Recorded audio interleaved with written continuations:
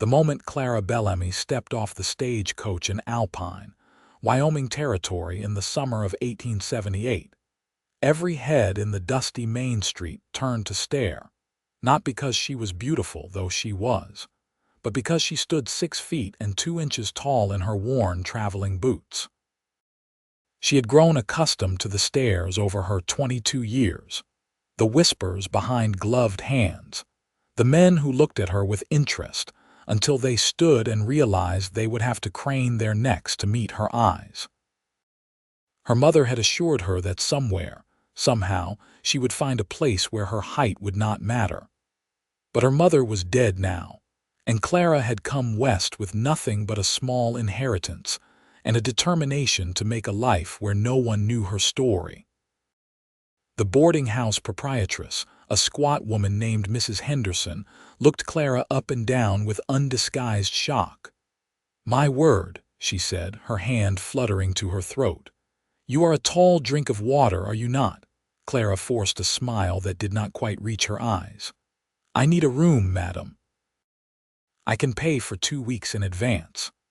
"Well, I suppose that will do, though I must warn you the beds might not accommodate your particular situation." The room was small and smelled of lavender and old wood. Clara sat on the narrow bed, which did indeed leave her feet hanging off the edge, and allowed herself a moment of doubt. She had come to Alpine because she had heard it was a growing town, a place where a woman might find work and build a life. She had skills with numbers and could read and write better than most, and she hoped to find employment as a clerk or bookkeeper. That first evening, she walked down the main street, her long skirts collecting dust, her bonnet doing little to shield her face from the curious stares. The town was rougher than she had expected, with more saloons than churches, but it had a bank, a general store, and a newspaper office. These were the places where she might find work. The next morning, Clara put on her best dress, a deep blue cotton that her mother had made before she died, and began her search. At the bank, the manager took one look at her and stammered something about not having any positions available. At the general store, the owner's wife said she could not possibly have someone so tall working behind the counter, as it would make the customers uncomfortable. By midday, Clara had been turned away from every respectable establishment in town. She sat on a bench outside the boarding house, fighting back tears of frustration. A group of women passed by, their voices carrying on the warm breeze. "Did you see that giant girl? Someone said she is looking for work. Too tall for any man in this territory, I would wager. What fellow wants to marry a woman he has to look up at? It is unnatural, that is what it is. A woman should not be that size." Clara closed her eyes and breathed deeply. She had heard it all before, but somehow in this new place where she had hoped to start fresh, the words cut deeper. That afternoon, she walked to the edge of town where a hand-lettered sign advertised for workers at the lumber mill. It was not the genteel employment she had hoped for, but she was strong, and she needed money. The foreman, a grizzled man with tobacco-stained teeth, laughed when she inquired. "Lady, this is man's work.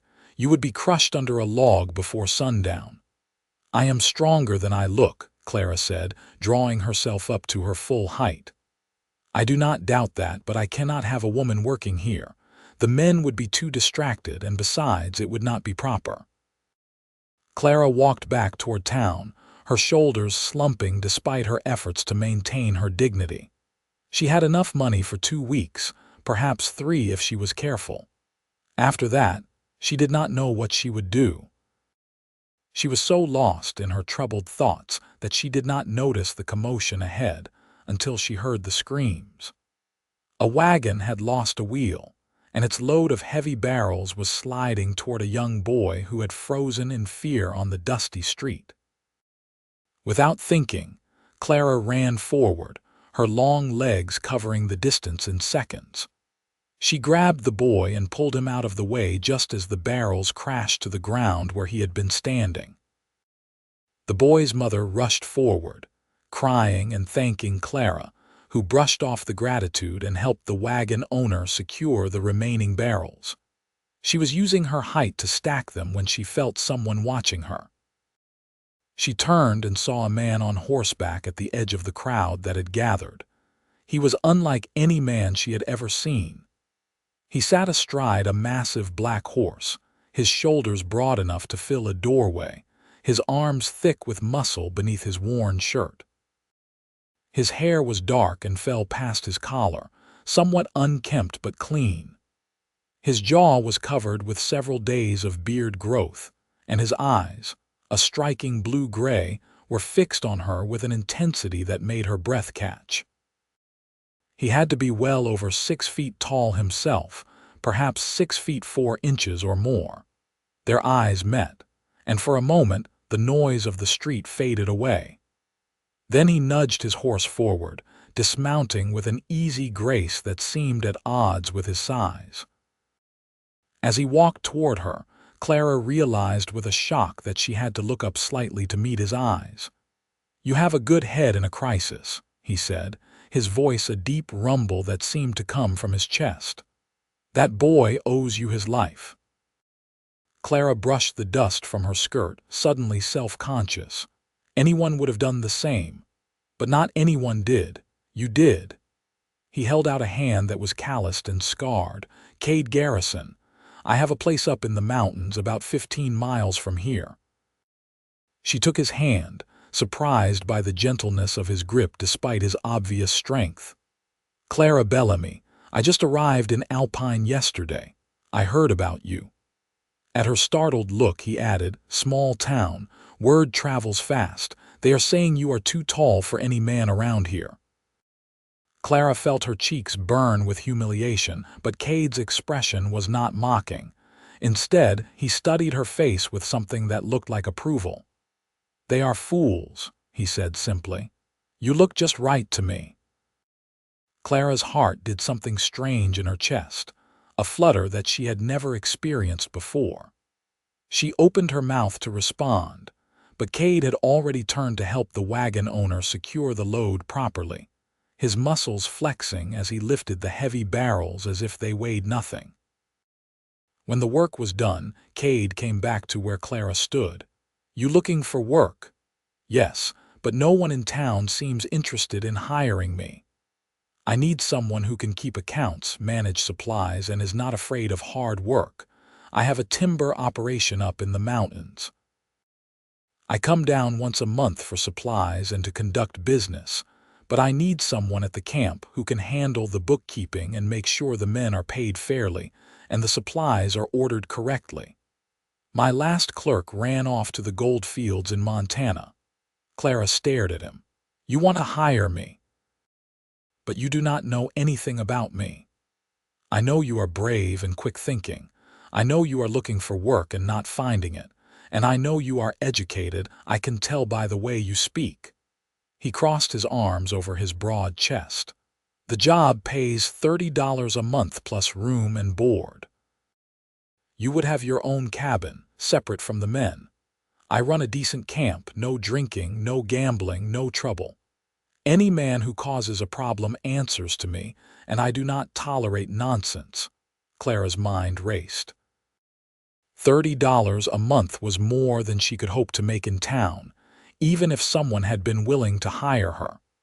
But to go into the mountains with a man she had just met, to live at a lumber camp surrounded by rough men, as if reading her thoughts, Cade said, "Mrs.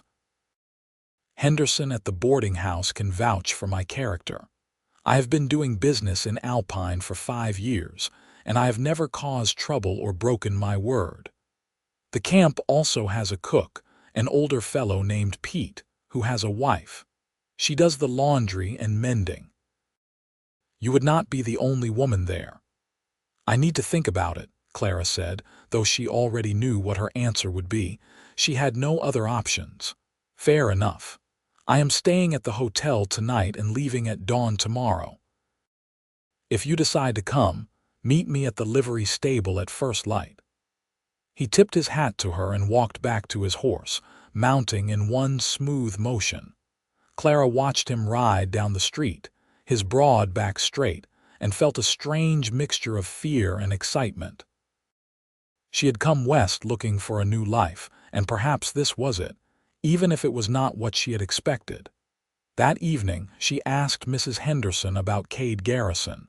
The older woman's stern face softened slightly. "Cade is a good man, as honest as they come. He lost his whole family to fever when he was just a young man about 10 years back. Came out here to start over, built his lumber business from nothing. He is tough but fair, and I have never heard of him mistreating anyone. If he offered you a job, you could do worse than accept." Clara lay awake most of the night, listening to the sounds of the town settling down. The distant piano music from the saloons, the occasional shout or laugh. She thought about her mother, who had always told her that her height was a gift, not a curse, that somewhere there would be a place where she fit. She thought about Cade's words, "You look just right to me," and the way he had looked at her, not down but across, eye to eye. Before dawn, she packed her few belongings, paid Mrs. Henderson for the 2 nights, and walked through the dark streets to the livery stable. Cade was already there, loading supplies onto a sturdy wagon. He looked up as she approached and nodded, as if he had never doubted she would come.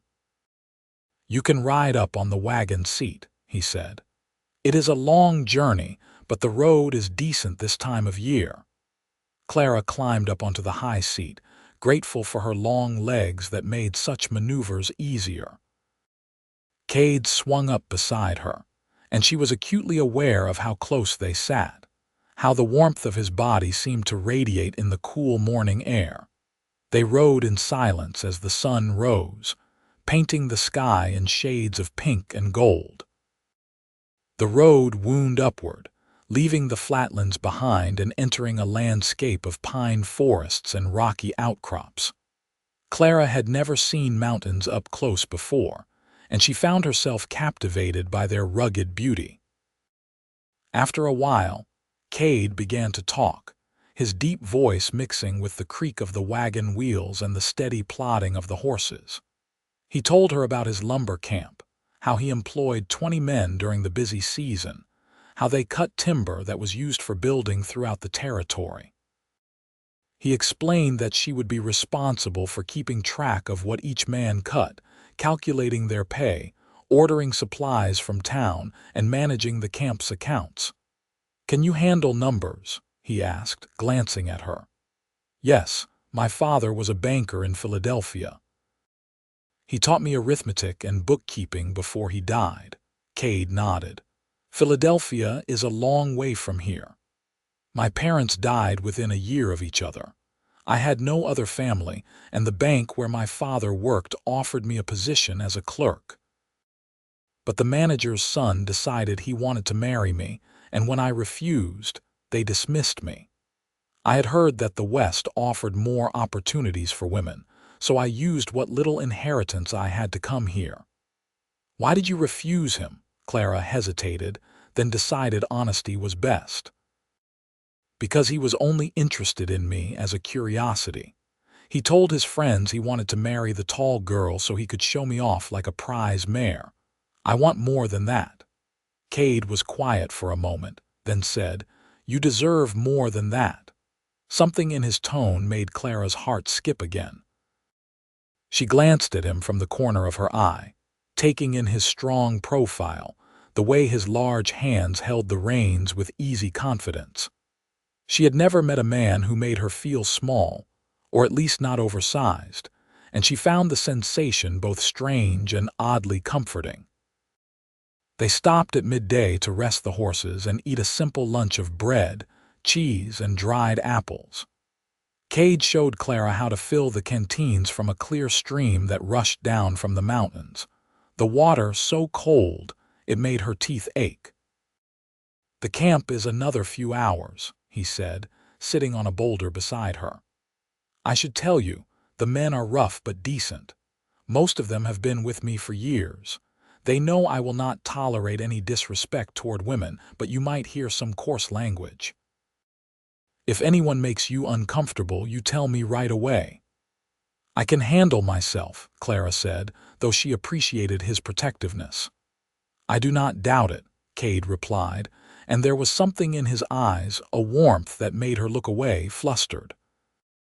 When they reached the camp in the late afternoon, Clara was struck by how organized everything was. There were several sturdy log cabins arranged around a central clearing, a large building that was obviously the dining hall, and stacks of cut timber arranged in neat rows. Men were working everywhere, the sound of axes and saws echoing through the forest. Cade drove the wagon to the largest cabin and helped Clara down. His hands spanned her waist easily, and for a moment they stood close, his eyes meeting hers. Then he stepped back and gestured toward a smaller cabin set slightly apart from the others. "That will be yours.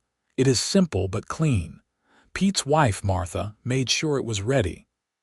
The cabin was indeed simple, with a narrow bed, a small stove, a table and chair, and a trunk for her belongings. But it was clean and well built, with a window that looked out on the forest and let in the afternoon light. Clara felt something in her chest ease. This was hers, a place where she belonged. Over the next few days, Clara settled into her new role. The work was demanding but satisfying. She quickly learned the names of all the men, their rates of pay, and the complex system of tracking how much timber each team cut. She discovered that she had a knack for organizing the accounts, finding errors that the previous clerk had made and correcting them so that the men were paid fairly. The men themselves were wary of her at first, unsure how to behave around a woman in the camp, especially one so tall. But Clara's competence and her friendly but professional manner soon won them over. She treated them with respect, and they returned it. Cade watched over her carefully those first days, never intrusive but always present. She would look up from her work to find him nearby, ostensibly checking on something but clearly making sure she was safe and comfortable. His protectiveness might have been annoying if it had felt condescending, but it did not. Instead, it felt like care, genuine concern for her well-being. In the evenings, after supper in the dining hall, Cade would often stop by her cabin to go over the accounts and discuss any issues that had come up. These meetings gradually became longer, evolving from strictly business into conversations about their lives, their hopes, their pasts. Clara learned that Cade had grown up on a farm in Missouri, the oldest of 6 children. When fever had swept through their county, it had taken his parents and all his siblings within 2 weeks, leaving him alone at 20 years old. He had sold the farm and headed west, unable to bear the memories. He had worked in mines, on cattle drives, in lumber camps, saving every penny until he could buy his own timber rights and equipment. "I swore I would never let myself care that much again," he told her one evening, his voice rough with old pain. "Losing everyone all at once, it nearly destroyed me. For years I just worked, never letting anyone get close. It was safer that way." "But lonely," Clara said softly. "Yes," he admitted, "very lonely." Clara shared her own story, the years of feeling like she did not fit anywhere, the cruel comments and pitying looks, the men who had been interested only in her strangeness rather than her person. "I used to pray to wake up shorter," she confessed, "to be normal like other girls. My mother would cry when she heard me, and she would tell me I was perfect as I was, but it is hard to believe that when the world keeps telling you otherwise." Cade reached across the small table and took her hand, his own engulfing it. "The world is wrong," he said fiercely. "You are not too tall. You are strong and capable and beautiful, and any man who cannot see that is a fool." Clara felt tears prick her eyes, but they were not tears of sadness. No one had ever spoken to her like this, with such conviction, such obvious sincerity. She turned her hand in his, their fingers intertwining, and felt something shift between them, a recognition that what was growing here was more than friendship, more than mere attraction. The summer days passed in a blur of work and increasing closeness. Cade taught Clara to ride, providing her with a gentle mare and patiently showing her how to handle the reins. She discovered she loved riding, loved the freedom of moving through the forest on horseback, the way the mare responded to her commands. They would ride together in the evenings, after the day's work was done, exploring the mountains around the camp. Cade showed her hidden meadows filled with wildflowers, streams where trout jumped, vistas where they could see for miles. During these rides, they talked about everything and nothing, their conversations flowing easily. One evening, they stopped at a high overlook just as the sun was setting. The sky was ablaze with color, and the mountains rolled out before them in shades of purple and blue. Clara stood at the edge, her hair coming loose from its pins in the mountain breeze, her face glowing in the golden light. "You look like you belong here," Cade said, coming to stand beside her. "Like the mountains were made to match you." Clara turned to look at him, and her breath caught at the expression on his face. He was looking at her with something beyond admiration, something deeper and more intense. His hand came up to cup her cheek, his calloused thumb brushing across her skin. "Clara," he said, her name rough in his throat. "I know it has only been a few weeks, but I need you to know I have feelings for you, strong feelings. I think about you every minute of the day. I worry about you, I want to make you happy, I want to protect you from anything that might hurt you. I swore I would never let myself care like this again, but I cannot help it. You have gotten under my skin, into my heart." Clara's own heart was pounding so hard she thought it might burst from her chest. "Cade," she whispered, "I feel the same way. I have never felt this way about anyone before. When I am with you, I do not feel too tall or strange or out of place. I just feel like myself, and that is enough." Cade's eyes searched her face, and then slowly, giving her every chance to pull away, he leaned down and kissed her. His lips were warm and gentle despite his size and strength, and Clara felt herself melt into him. Her hands came up to grip his broad shoulders, and his arms wrapped around her waist, pulling her close. When they finally broke apart, both breathing hard, Cade rested his forehead against hers. "I want to court you properly," he said. "I want to do this right. I know the circumstances are unusual, living up here in the mountains, but I want everyone to know my intentions are honorable." Clara laughed, a sound of pure joy. "I think we are a bit beyond conventional, Cade. But yes, I would like that." From that evening on, their relationship deepened in every way. Cade courted her with a sincerity and tenderness that made Clara fall more in love with him each day. He brought her wildflowers, carved her a beautiful wooden box for her few pieces of jewelry, and spent every free moment by her side. The men at the camp noticed, of course, but rather than causing problems, it seemed to make them respect Clara even more. Cade Garrison was known as a tough, solitary man, and seeing him so obviously in love softened him in a way that made everyone more relaxed. About 6 weeks after Clara had arrived at the camp, a problem arose that tested both her courage and her growing relationship with Cade. A group of men from a rival timber operation showed up at the camp, claiming that Cade was cutting on their land. They were rough, dangerous-looking men, and their leader, a scarred brute named Dirk Hansen, was known for his violent temper. Clara was in the office cabin when they rode in, but she heard the commotion and went to the door. Cade was standing in the center of the clearing, his stance relaxed but ready, facing down Hansen and his men. "You are on my land," Cade said calmly, "and you know it. My timber rights are registered and legal. Your land encroaches on mine," Hansen snarled. "I am warning you to back off, or there will be trouble." "The only trouble here is you making false claims," Cade replied, his voice hardening. "Now I suggest you leave before I lose my patience." Hanson's eyes swept the camp and landed on Clara, who was standing on the porch of the office. His expression turned ugly. "Well, well, what do we have here? Heard you had a woman up here, Garrison. Heard she was some kind of freak, tall as a tree."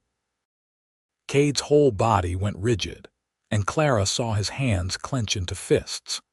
She knew he was about to do something violent, and while part of her wanted him to defend her honor, she also knew that starting a brawl with these men could lead to serious trouble. She stepped off the porch and walked toward them, drawing herself up to her full height. Several of Hanson's men stared openly, and she could see the crude comments forming on their lips. But before they could speak, she addressed Hanson directly. "I am Clara Bellamy, and I handle the accounts for this operation. If you have a legal claim to this land, I would be happy to see your documentation.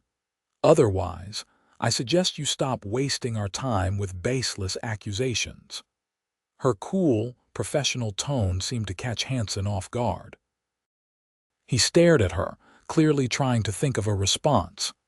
Cade moved to stand beside Clara, his presence protective but allowing her to handle the situation.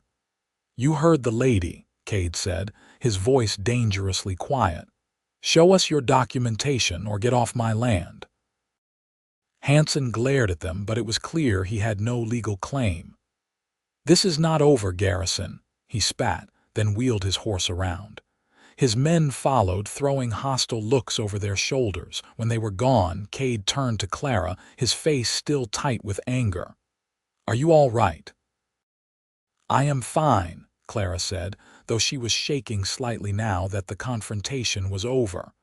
"Are they going to be a problem?" "Maybe," Cade admitted. "Hanson is known for dirty tricks, but we will handle it." He pulled her into his arms, holding her close. "I wanted to knock his teeth out for what he called you." "I know," Clara said, her voice muffled against his chest. "But violence would have just made things worse. We handled it the right way." That night, Cade doubled the watches and made sure everyone was alert for trouble. Clara lay in her bed, unable to sleep, worried about what Hanson might do. Near midnight, she heard a soft knock on her door. She opened it to find Cade standing there, looking uncertain. "I could not sleep," he admitted. "I keep thinking about them coming back, about you being in danger." "I know it is not proper, but would you mind if I slept out here on your porch? I would feel better knowing I am close if anything happens." Clara's heart swelled with emotion. "Come inside," she said softly. "We can push the table against the door and you can sleep in the chair. I trust you, Cade." He came in, and they arranged the furniture as she had suggested. Cade settled into the chair, which was comically small for his large frame, but he did not complain. Clara lay back down on her bed, and they talked quietly in the darkness, their conversation ranging from the serious to the mundane. "Clara," Cade said eventually, his voice deep in the darkness, "when I said I wanted to court you properly, what I really meant was that I want to marry you. I know it is too soon to ask, and I will wait as long as you need, but I want you to know my intentions. I love you.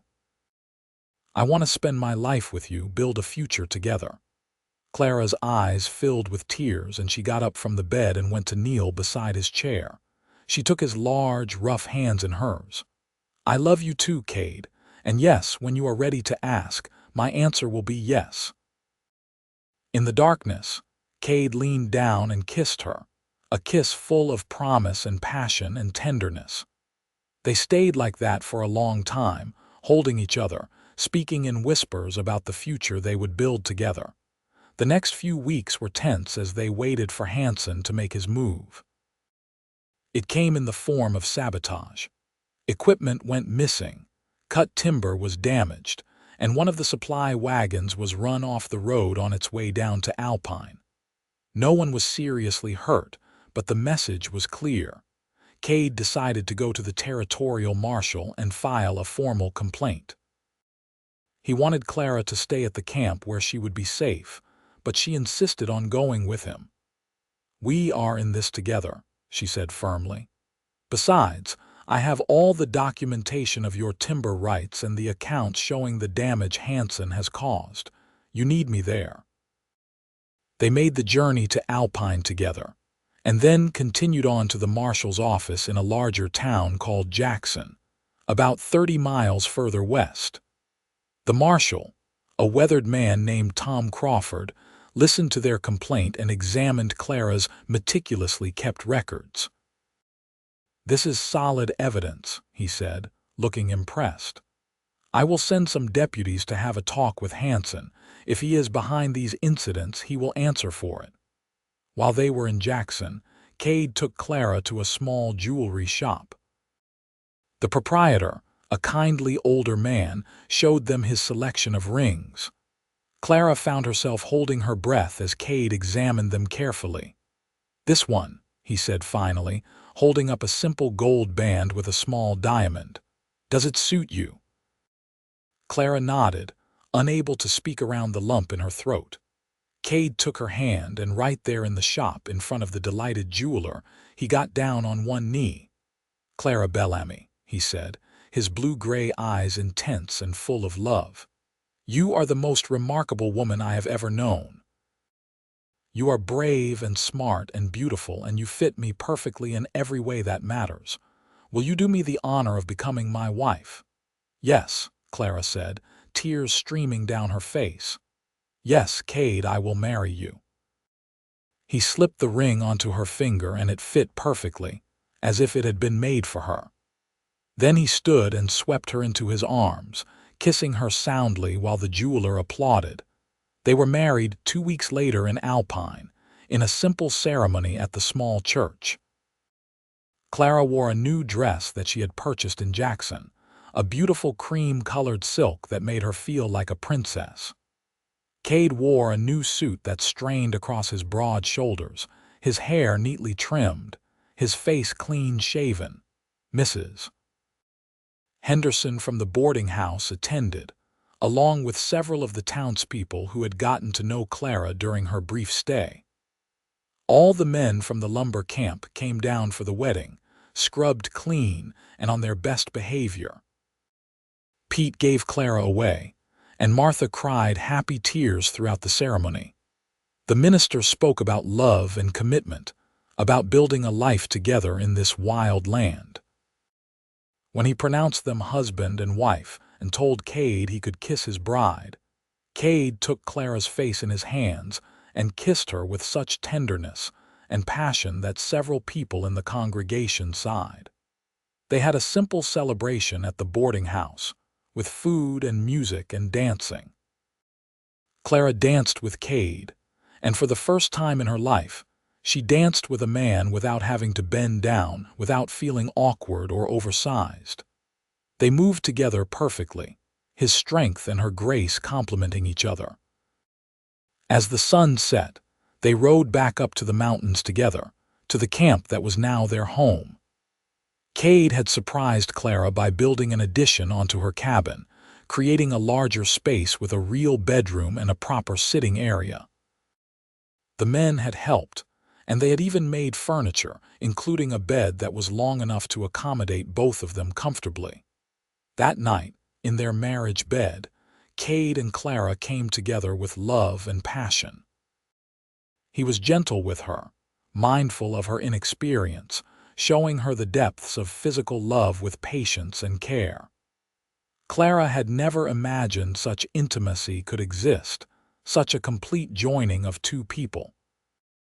When they finally lay together afterward, exhausted and happy, she felt complete in a way she never had before. "I love you," Cade murmured into her hair. "My beautiful, tall wife, you are perfect, Clara, absolutely perfect." "I love you too," Clara whispered back. "Thank you for seeing me, the real me." The fall came, and with it, increased work at the camp as they rushed to cut enough timber before the snows arrived. Clara continued to manage the accounts, but now she also managed their home, learning to cook on the small stove, to mend Cade's work clothes, to make their cabin a warm and welcoming place. The issue with Hansen was resolved when the marshal's investigation uncovered evidence linking him to the sabotage. He was arrested, and his timber rights were revoked. Cade's operation flourished without the interference, and he was able to hire more men and expand. Winter in the mountains was harsh but beautiful. The camp closed down except for essential operations, and most of the men went down to spend the cold months in town. Cade and Clara stayed in their cabin, along with Pete and Martha, weathering the storms in cozy comfort. During those long winter evenings, Cade taught Clara to play chess, and she taught him the intricacies of poetry and literature that she had learned from her mother. They talked about their future, about the house they would build someday, about the children they hoped to have. "Do you think our children will be tall?" Clara asked one night as they lay in bed, the wind howling outside. "Probably," Cade said, pulling her close. "And they will be loved and cherished, and they will never feel like they do not fit. We will make sure of that." Spring came with a rush of new growth and renewed activity. The camp reopened, and the men returned, ready for another season of work. Clara discovered she was pregnant in late April, and the joy on Cade's face when she told him was something she would treasure forever. "A baby," he said wonderingly, his large hand spread across her still flat stomach. "Our baby." "Are you happy?" Clara asked, though she could see the answer in his eyes. "Happy does not begin to cover it," Cade said and kissed her deeply. "The pregnancy was not easy." Clara continued to work as much as she could, but the mountain altitude and the physical demands took their toll. Cade was protective to the point of being overbearing, constantly worried about her health. Finally, in her 7th month, she agreed to go down to Alpine to stay with Mrs. Henderson, where she would be closer to the doctor. Cade came down every week to check on her, unable to bear being apart for long. On one of these visits, in November of 1879, Clara went into labor. The birth was long and difficult, and there were moments when the doctor looked worried. But Clara was strong, and she was determined to meet her child. Finally, after nearly 20 hours of labor, their son was born, a healthy baby boy with a powerful set of lungs and his father's dark hair. Cade held him with such tenderness, such awe, that Clara fell in love with her husband all over again. "He is perfect," Cade said, his voice choked with emotion. "Clara, you did perfectly. Thank you. Thank you for this gift." They named him James, after Clara's father, and he quickly became the center of their world. Clara recovered from the birth in Alpine, with Cade staying by her side, his lumber operation temporarily forgotten in his devotion to his new family. When spring came again, they returned to the mountains together, baby James wrapped warmly against the still cool air. Cade had expanded their cabin again, adding a nursery and an even larger living space. He had also begun building a proper house further up the mountain, on a beautiful piece of land with a view that stretched for miles. Over the next few years, their life fell into a happy rhythm. The lumber operation continued to prosper, and Cade's reputation for fair dealing and quality timber spread throughout the territory. Clara managed the business side with her usual efficiency, even while caring for James and, later, their 2 daughters, Catherine and Sarah, born in 1881 and 1883. All 3 children inherited their parents' height, shooting up tall and strong. But unlike Clara's childhood, theirs was filled with love and acceptance. Cade and Clara made sure their children knew they were perfect exactly as they were, that their height was a strength, not a flaw. The house Cade had been building was finally completed in the summer of 1884. A beautiful log structure with large windows and high ceilings that accommodated their tall family comfortably. It had a library for Clara's growing collection of books, a large workshop for Cade, and spacious bedrooms for each of their children. On the day they moved in, Clara stood on the wide front porch, looking out at the mountains that had become her home. Cade came up behind her, wrapping his arms around her waist, his chin resting on top of her head. "Are you happy?" he asked, echoing her question from years ago. "Happy does not begin to cover it," Clara said, using his words back at him. She turned in his arms, looking up at his beloved face. "Thank you, Cade. Thank you for looking up at me and seeing someone just right. Thank you for giving me a reason to let someone close again," Cade replied. "You saved me, Clara. You made me whole." They kissed there on their porch, the mountains standing witness to their love, their children's laughter echoing from inside the house. It had been 6 years since Clara had stepped off that stagecoach in Alpine. 6 years since a mountain man had looked up at her and changed her life forever. The years continued to pass in happiness and prosperity. The lumber business grew, and Cade eventually expanded into other ventures, including a sawmill in Alpine that provided steady employment for the town. Clara became known throughout the territory as a sharp businesswoman, and she was often consulted by other business owners seeking advice. Their children grew tall and strong and confident, loved deeply by both parents and by the extended family of workers and friends they had gathered around them. James showed an early aptitude for business like his mother, while Catherine loved the outdoors and often rode with her father to check on the timber operations. Sarah, the youngest, was quieter but had a gift for bringing people together, for seeing what others needed and providing it. In 1889, Wyoming achieved statehood, and the Garrison family celebrated along with everyone else. The territory they had helped to build was now a permanent part of the nation, and they felt pride in having contributed to its growth. Cade and Clara's love never dimmed. If anything, it grew stronger with each passing year, deepened by shared experiences, by the children they had raised together, by the life they had built from nothing. They still rode together in the evenings when they could, still talked long into the night about everything and nothing, still looked at each other with the same love and desire they had felt in those early days. On their 10th wedding anniversary, Cade surprised Clara by taking her back to Alpine, to the spot where they had first met. The town had grown considerably, but the street was still recognizable. "This is where I first saw you," Cade said, standing where he had been on his horse that day. "This is where I first looked up at you and thought you were the most magnificent thing I had ever seen." Clara laughed, tears in her eyes. "I thought you were going to ride past without a second glance like everyone else."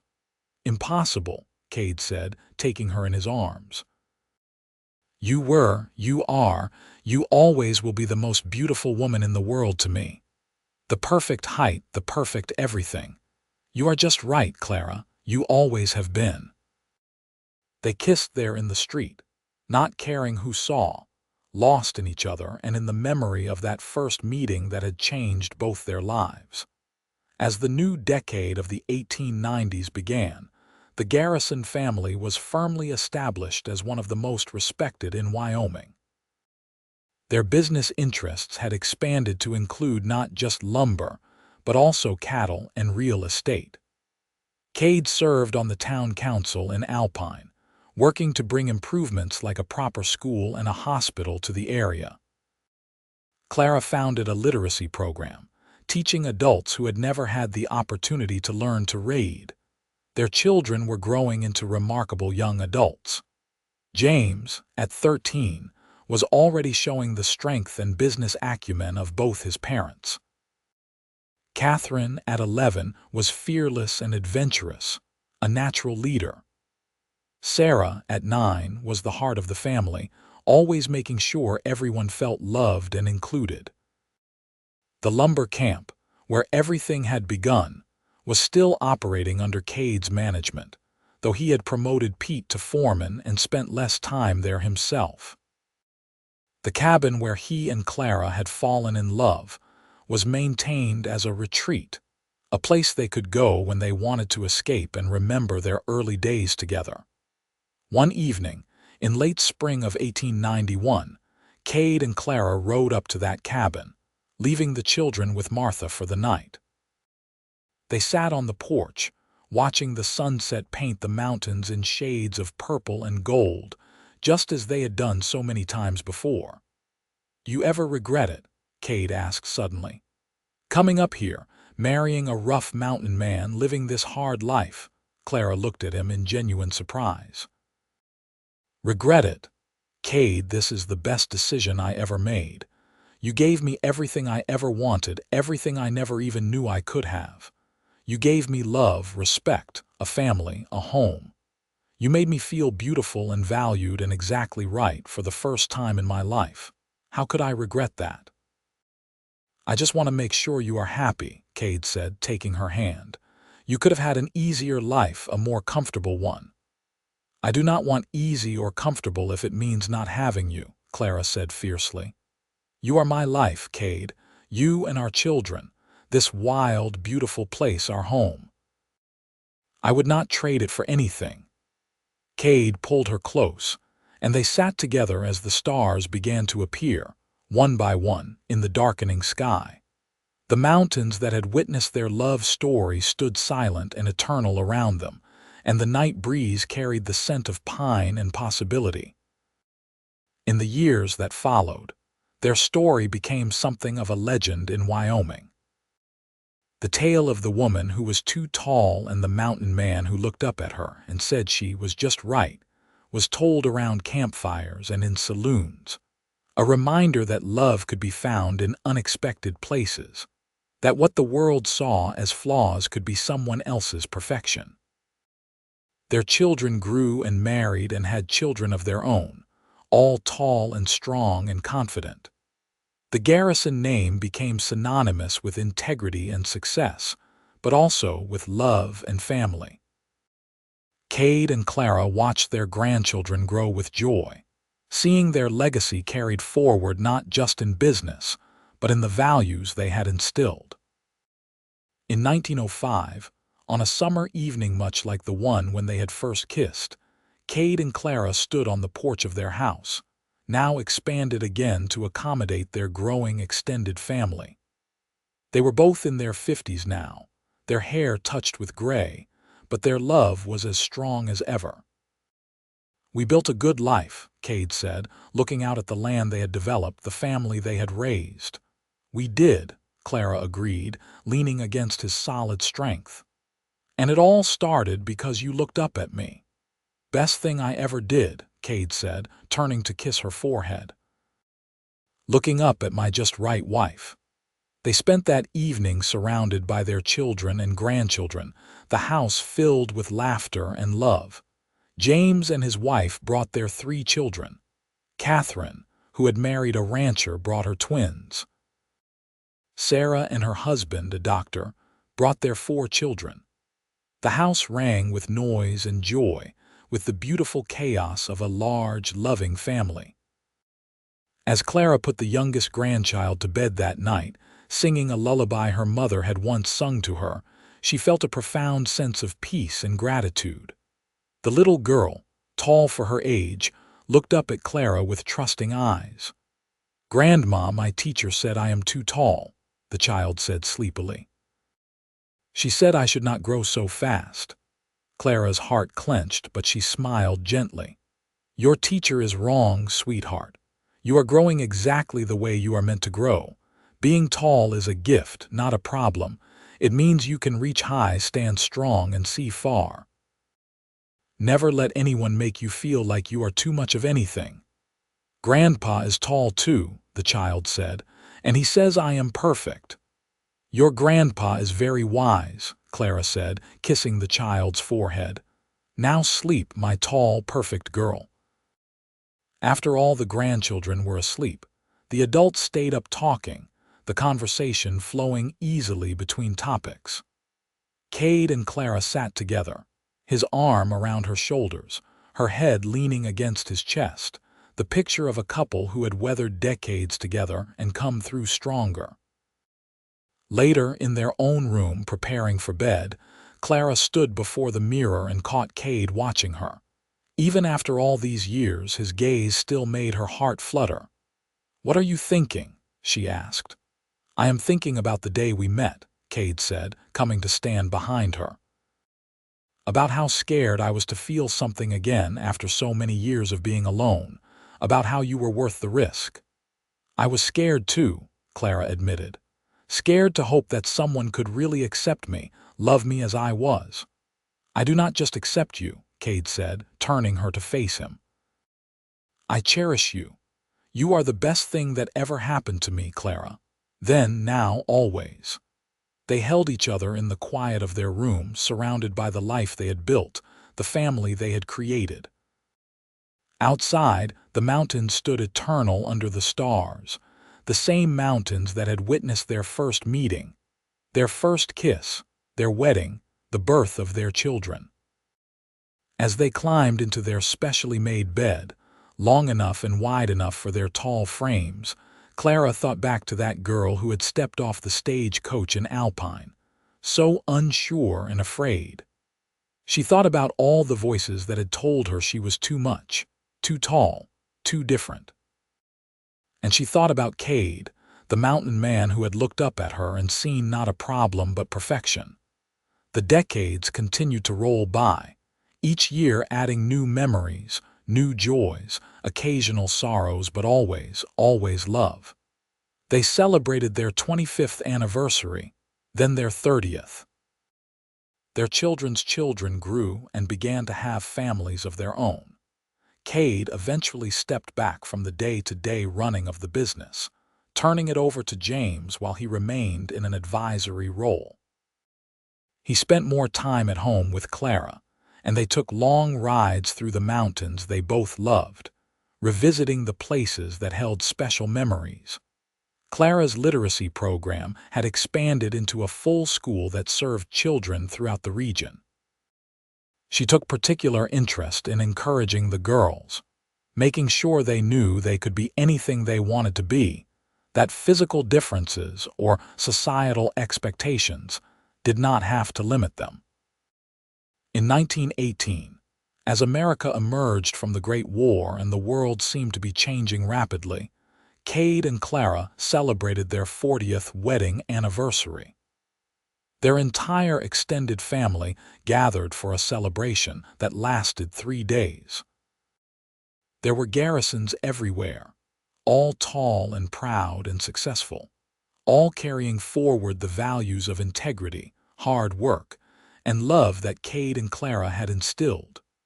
During the celebration, their grandchildren and great-grandchildren put on a play telling the story of how Cade and Clara had met. It was touching and funny and remarkably accurate, and both Cade and Clara cried happy tears watching it. "Who told them all those details?" Cade whispered to Clara.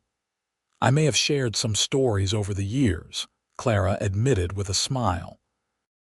That night, after everyone had gone to bed, Cade and Clara sat on their porch, wrapped in blankets against the cool mountain air. They sat in comfortable silence, hands clasped, watching the stars. "You remember what you said to me that very first day?" Clara asked. "I said you looked just right," Cade replied immediately, "and I meant it. I still mean it." "I know," Clara said softly. "You have shown me every day for 40 years. You made me believe it, Cade. You gave me that gift." "You gave me the gift," Cade said. "The gift of love, of family, of purpose. Before you, I was just existing, just working and surviving. You made me live again." They kissed there in the darkness, a kiss that held 40 years of love and passion and partnership. When they finally went inside to bed, they moved slowly, their bodies not as young as they once were, but their love undiminished. The 1920s brought even more changes to Wyoming and to the Garrison family. The lumber business adapted to new technologies, though Cade insisted on maintaining the sustainable practices he had always followed. The family expanded their holdings, but always with an eye toward fairness and community benefit. Cade and Clara, now in their 70s, slowed down but never stopped. They still took their evening walks when weather permitted, still sat together on the porch talking for hours, still looked at each other with the same love that had drawn them together so many years ago. In the summer of 1928, exactly 50 years after Clara had stepped off that stagecoach in Alpine, the town held a celebration in honor of the Garrison family's contributions to the region. There were speeches and awards, but what Clara remembered most was standing with Cade in front of the whole town, his hand holding hers, and hearing the mayor tell their story. "They said she was too tall for any man," the mayor proclaimed. But the mountain man looked up at her and said she was just right. And from that beginning, they built not just a business empire, but a legacy of love and family and community service that has blessed us all. The crowd applauded, and Clara felt Cade squeeze her hand. She looked up at him, this man who had changed her life so completely, and saw that his eyes were suspiciously bright.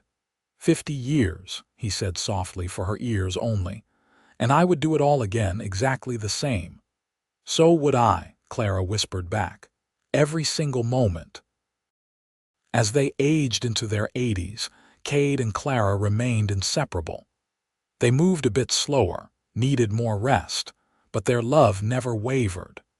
They still held hands, still kissed good morning and good night, still found joy in each other's company. In the spring of 1935, Cade fell ill with pneumonia. Despite the best care available, his body, worn down by years of hard work in the mountains, struggled to fight the infection. Clara stayed by his bedside constantly, holding his hand, talking to him, reminding him of all their years together. "I am not ready to let you go," she whispered one night, tears streaming down her face. Cade, his breath labored but his eyes still bright when he looked at her, managed a smile. "I know, my love, but we have had something special, have we not? Something most people never find." "We have had everything," Clara said fiercely. "You gave me everything, Cade." "And you gave me back my life," Cade replied. "You took a lonely, broken man and made him whole. You gave me love and family and purpose. I have no regrets, Clara, not one." He held on for another week, long enough to say goodbye to all his children and grandchildren and great-grandchildren, long enough to tell Clara one more time how much he loved her, how perfect she was, how right. When he passed peacefully in his sleep, with Clara holding his hand, a part of her died with him. But she knew, even in her grief, that she had been blessed beyond measure. They had had almost 57 years together, years filled with love and laughter and partnership. The funeral was held on a beautiful spring day, with hundreds of people attending. The mountain man who had started with nothing and built an empire, who had loved his tall wife with such devotion, was laid to rest in a cemetery overlooking the mountains he had loved. Clara stood at his graveside, supported by her children, and spoke the words she had carried in her heart since that first day they met. "You looked up at me and said I was just right. And from that moment, you never stopped making me believe it. Thank you, my love. Thank you for everything. Until we meet again." Clara lived for 5 more years, surrounded by her loving family. She spent those years sharing stories of Cade, making sure the grandchildren and great-grandchildren knew the man their patriarch had been. She continued her literacy work until her health would not allow it anymore, and she spent her final days in the house Cade had built, looking out at the mountains they had both loved. When she passed peacefully in her sleep in the winter of 1940, she was laid to rest beside Cade. Their children had a special headstone made, larger than usual to accommodate the words they wanted inscribed. Cade Garrison and Clara Bellamy Garrison. He looked up and said she was just right. Together they built a legacy of love. Their story did not end with their deaths. It lived on in their children, their grandchildren, their great-grandchildren, all of whom carried forward the values of love, acceptance, and integrity that Cade and Clara had exemplified. It lived on in the businesses they had built, which continued to serve the community fairly and honestly.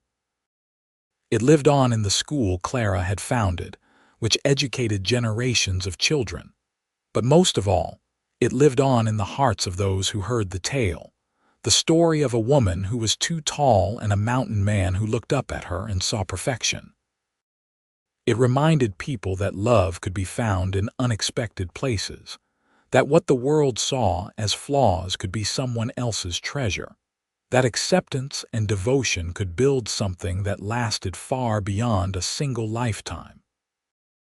The mountains of Wyoming still stand, eternal and beautiful, and the Garrison legacy continues. The house Cade built, now preserved as a historical site, welcomes visitors who come to hear the story and see the place where such love flourished. And on quiet evenings, when the sun sets over the mountains in shades of purple and gold, people say you can almost feel the presence of two tall figures standing on that porch, hand in hand, looking out over the land they loved, together forever in spirit as they were in life. Their love story became more than just family history. It became a testament to the power of acceptance, the strength of partnership, and the beauty of finding someone who sees you not as you fear you are, but as you truly are. It showed that being different is not being wrong, that finding the right person can change everything, and that true love really can conquer all. The mountain man looked up at the tall woman and said she was just right, and in doing so, he created a love story that would be remembered and treasured for generations to come. A story that proved that sometimes the most perfect love is the one that seems impossible, that the greatest happiness comes from being accepted exactly as you are, and that building a life together is the most beautiful legacy two people can leave behind. In the end, Cade and Clara Garrison did not just find love. They created it, nurtured it, and shared it with everyone around them. They took their differences and turned them into strengths. They took the judgment of a society that said they did not fit and proved that fitting together was all that mattered. And they left behind a family, a community, and a story that showed the world that love, real and true and lasting, was always worth fighting for. Their tale reminds us that somewhere, somehow, there is someone who will look at us and see not our flaws but our perfection. Someone who will accept us completely, love us fully, and stand by us always. And when we find that person, we find everything. The legacy of Cade and Clara Garrison lives on, not in the wealth they accumulated or the businesses they built, but in the love they shared and the example they set. They proved that being just right is not about conforming to what others expect, but about finding the person who loves you exactly as you are. And that, in the end, is the greatest gift of all.